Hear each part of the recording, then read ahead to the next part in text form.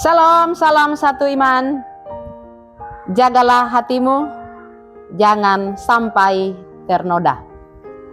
Nasnya terambil dari kitab Amsal pasal 20 ayatnya yang ke-27. Roh manusia adalah pelita Tuhan yang menyelidiki seluruh lubuk hatinya. Saudara-saudara yang kekasih, hati ini adalah sesuatu yang sangat penting dalam diri manusia. Hati adalah tempat di mana manusia menimbang dan memutuskan sesuatu. Karena itulah hati ini sangat menentukan apa dan bagaimana keputusan yang akan diambil oleh seseorang. Kalau hatinya bagus, hatinya bersih, hatinya tulus, tentunya keputusan itu akan mantap diambil.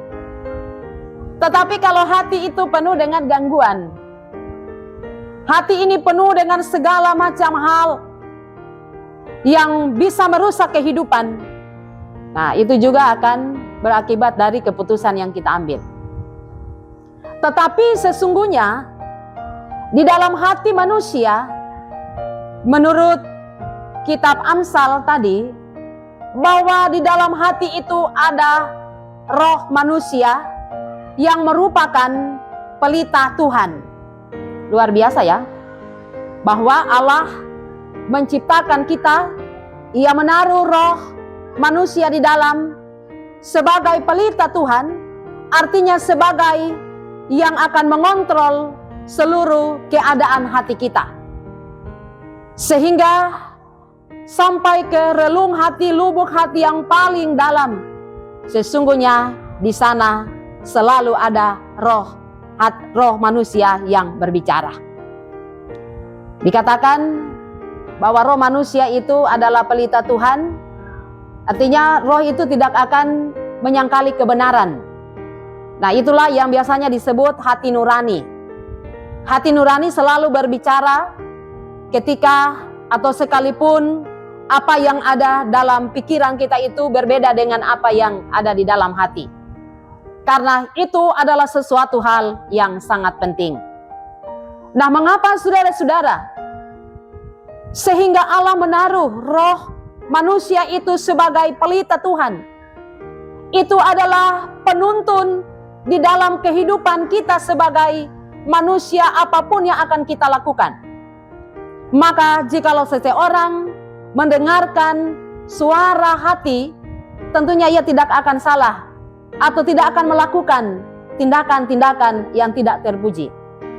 Misalnya suami atau istri, jikalau ia memiliki atau mendengarkan hati nuraninya, tentunya ia tidak akan melakukan sesuatu hal yang tidak baik ketika ia jauh dari pasangannya. Demikian pula anak-anak, kalau ia mendengarkan atau memiliki hati nurani, tentunya ia tidak akan melakukan perbuatan-perbuatan tercela. Ia tidak mau minum obat-obatan terlarang, ia tidak akan melakukan seks bebas, atau ia tidak akan mabuk-mabukan. Itu kalau ia mendengarkan hati nurani.